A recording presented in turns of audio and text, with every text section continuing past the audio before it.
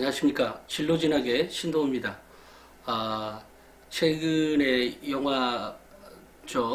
아카데미상을 4개나 수상한 봉준호 감독에 대한 얘기를 좀 하려고 합니다.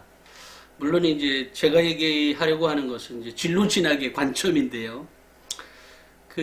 봉준호 감독이 이제 이번에 상을 4개나 수상하면서 많은 사람들이 저 사람은 대학 어디 나왔어? 이런 질문을 또는 이런 의문을 갖고 있는 분들이 계십니다. 물론 뭐 저 역시도 별도로 알았던 건 아니고요. 한 가지 봉준호 감독이 이제 뉴욕에서 했던 인터뷰의 내용을 보고 그렇지 대학이 결정해 주는 게 아니지라는 생각을 하면서 관련돼서 얘기를 좀 하려고 합니다. 그러니까 대학의 시효는 얼마나 갈까요?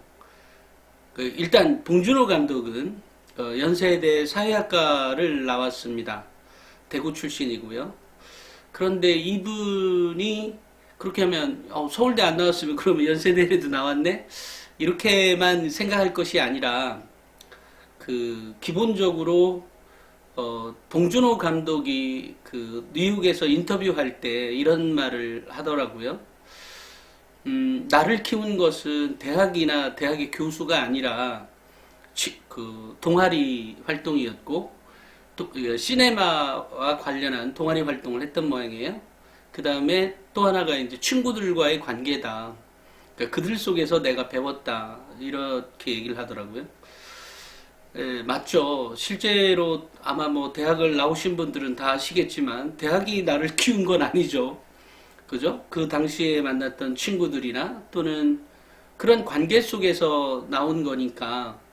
근데 그럼에도 불구하고 아무래도 이제 친구 따라 강남 간다는 말이 있듯이 좋은 대학을 나오면 당연히 유리한 게 분명히 있습니다. 물론 대학을 졸업하고 취업에 나갔을 때도 물론 유리하고요. 그런데 대학의 시효는 거의 10년 이내에 끝나죠. 예, 대학은 10년 이내에 끝나는 것 같습니다. 물론 어느 대학 나왔다 이것은 뭐 평생을 갑니다만 그 대학의 이름이 나의 가치를 떠나서 플러스 알파가 되는 것은 이제 취업할 때 그 당시 그게 이제 보통 한 2, 3년, 3, 4년 정도 가죠. 그 다음에 한 번 더 점프할 때 역시 또 그런 경향이 있습니다. 그죠? 학벌이 주는. 그런데 그 학벌이 10년 이내에 거의 다 사라지죠. 예를 들어 잘 나가는 사람들은 정말로 굉장히 잘 나가게 되고 나머지 사람들은 또 그렇지 못하고 그냥 평범한 삶을 살게 됩니다. 다만 좋은 대학을 나온 것은 분명히 자부심을 주죠. 그 사람이 살아가는 데 있어서 자부심이나 자긍심을 줍니다. 왜냐하면 학창 시절에 있었던 이 경쟁에서 어쨌든 나름 승리자였기 때문에 그런 건지 모르지만 실제로 그런 자부심이나 어떤 긍정적인 힘들을 굉장히 많이 작용하게 해주죠. 상대적으로 지방대의 경우에는 그런 자부심을 본인이 그게 뭔 상관이야 하고서 이렇게 별도로 하는 사람이 아니면 조금 이렇게 위축된 느낌이 좀 있죠.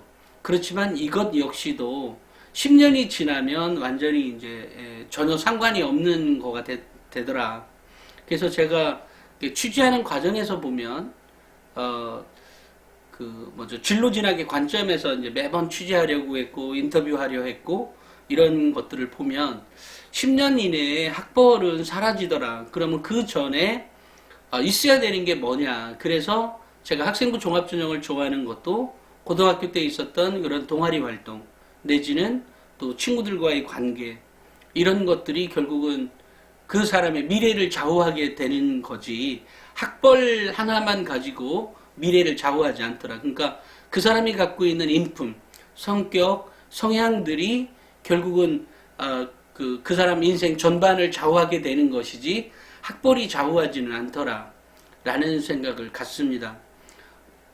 아마 이 말에 동의하시는 학부모님들도 꽤 계실 거라고 생각을 합니다. 왜냐하면 실제로 취직을 해서 예를 들어 뭐 누구나 다 가려고 하는 누구나는 아닐지언정 어찌됐건 뭐 삼성전자를 이렇게 들어갔다가 3년 내에 퇴사하는 사람들이 한 30에서 40% 정도나 되거든요. 물론 그렇게 하고서 이제 또 자신의 적성에 맞는 것을 또 어딘가를 들어가겠죠. 하지만 그 어느 것도 결국은 직장에 들어가는 순간부터 1년, 2년 지나고 나면 결국은 직장에서 실적이라는 게 또 따르죠. 근데 그 실적을 좌우하는 것은 학벌이 좌우하는 게 아니죠. 이러다 보니까 자연스럽게 이 대학의 출신은 어디 가고 남는 것은 이제 그 사람이 갖고 있는 어떤 인성이나 또 성격, 성향. 그 다음에 이 성격, 성향에는 그 사람이 공부해왔던 오랫동안 공부해와서 축적되어 왔던 그리고 이 사람이 여러 가지 경험들을 통해서 배워왔던 것들이 어떤 누적돼서 결국은 더 성공하는 사람이 있는 거고 그렇지 않은 사람도 있죠. 물론 여기에는 뭐죠? 사주팔자처럼 참 안 풀리는 경우도 또한 있죠. 인생 모르니까요. 그래서 제가 오늘 그 말씀드릴 주제는 이런 겁니다. 우리가 대학을 보내기 위해서 이렇게 많은 투자를 하지만 그 대학을 보내는 것 자체가 목적이 되어서는 안 된다.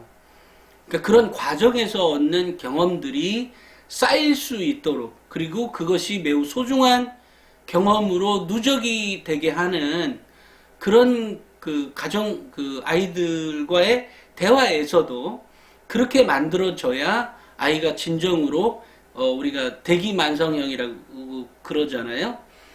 그렇게 아이도 숙달되어지고 경험되어지고 습관되어질 거다라는 생각을 갖습니다. 그러니까 이 봉준호 감독이 그 인터뷰했을 때 이런 아까 그 얘기했던 것처럼 뭐 어찌어찌해서 이제 대학에 들어간 거고 그 다음에 거기에서 이제 많은 운동 그 당시에는 뭐 데모라고 하나요 일명 그런 것도 많이 하게 되죠. 물론 그런 과정에서 치열한 뭐 토론도 있었을 것이고요. 또 영화 그 뭐 초중고 시절에는 AFKN에서 나오는 매주 금요일 밤에 나오는 약간 좀 강렬한 영화 그분은 그렇게 표현했더라고요. 그러니까 한마디로 이제 뽀뽀가 좀 있는 거겠죠. 그런 영화들을 몰래 보기도 하고 이러면서 이제 영화에 대한 꿈을 키웠던 거죠. 그러면서 이제 대학에 어찌됐건 사회학과를 왔고 사회학과에서 여러 가지 어쨌든 사회의 어떤 부조리나 또는 뭐 정의란 무엇인가를 몸으로 실천했던 거죠. 그 다음에 이제 그런 과정을 거치는 과정에서 그 친구들과의 관계 또 그 당시에 그 동아리 활동에서 했던 무슨 시네마 뭐 동아리인가 뭐 이런 거였는데 거기에서 이제 자신이 맡은 역할은 시네마를 어떤 영화를 학생들에게 친구들에게 틀어줄지에 대한 것들을 고민을 많이 했다 그래요. 그래서 정말 공부하는 심정으로 영화를 다뤘다고 합니다. 그러니까 이제 영화의 역사에 대한 얘기도 듣고 어찌됐건 뭐 여러 가지 것들을 섭렵을 했겠죠. 그렇게 하고 난 다음에 이제 그거 했다 그래서 취업이 되는 게 아니잖아요.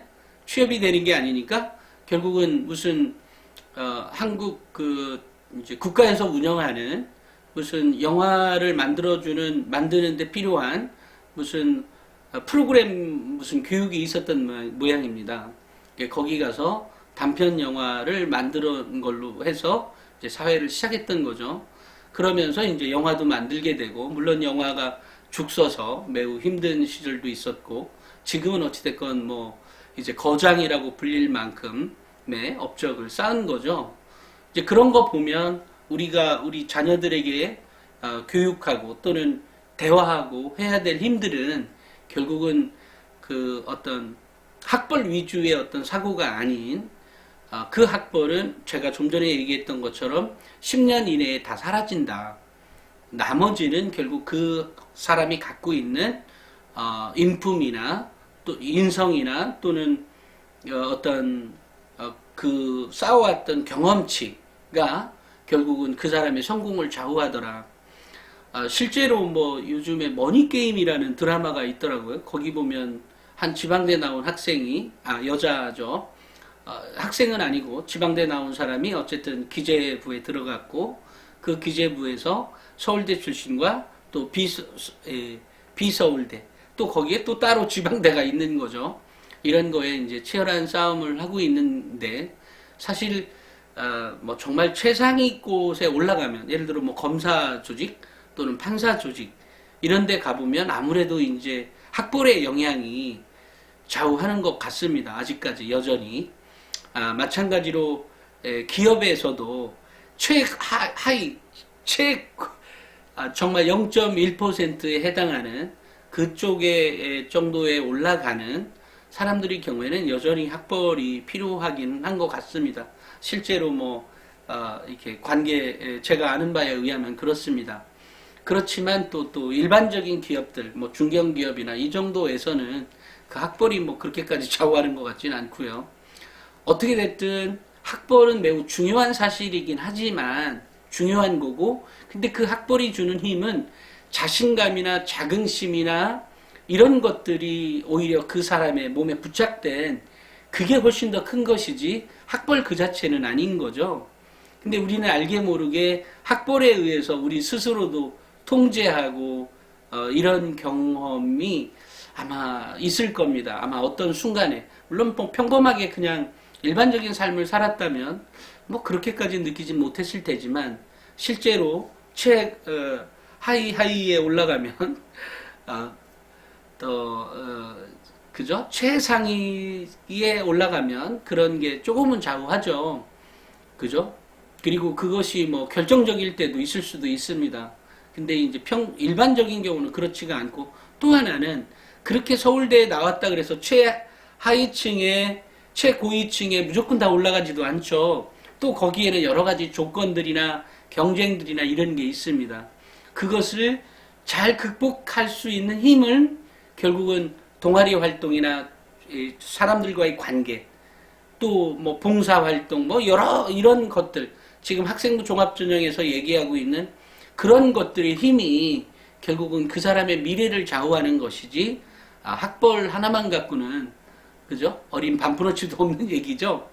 그래서 제가 오늘은 우리 학부모님들에게 우리 자녀들을 교육하는 데 있어서 학벌은 분명히 어느 대학 나왔다 이것은 매우 중요한 거죠.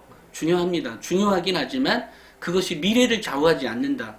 그렇기 때문에 제가 늘상 학생부 종합전형에 대해서 얘기하고 아이들 눈높이에 대해서 대화를 시도를 해줬으면 하는 것, 또 그런 것들이 경험치가 쌓여서, 뭐 독서도 마찬가지죠. 독서도 뭐 제가 코스모스 책 읽어라, 나침판 읽어라, 톡톡 읽어라, 뭐 이런 얘기 하는 것들도 전부 다 우리 학생들의 어떤 경험치를 쌓아주기 위한 그런 훈련을 조금씩, 그 한 권으로 뭐든지 다 되는 건 아니잖아요. 그죠?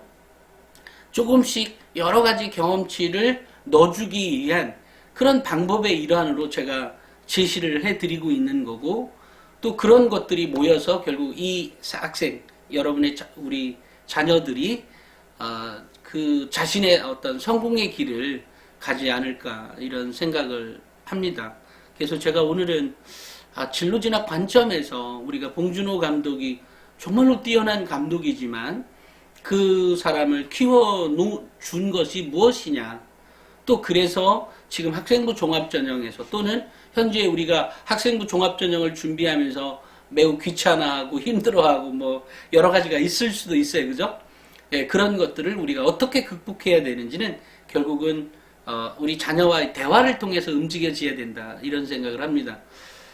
이렇게 촬영을 하다 보니까 그 밖에 눈이 오는 게 보입니다. 눈발이 막 날리는데요. 지금 정말 참 이 겨울이 올해 정말 눈을 못 봐가지고 안타까웠는데 저렇게 눈발을 보니까 너무 좋습니다. 갑자기 행복한 생각도 드네요.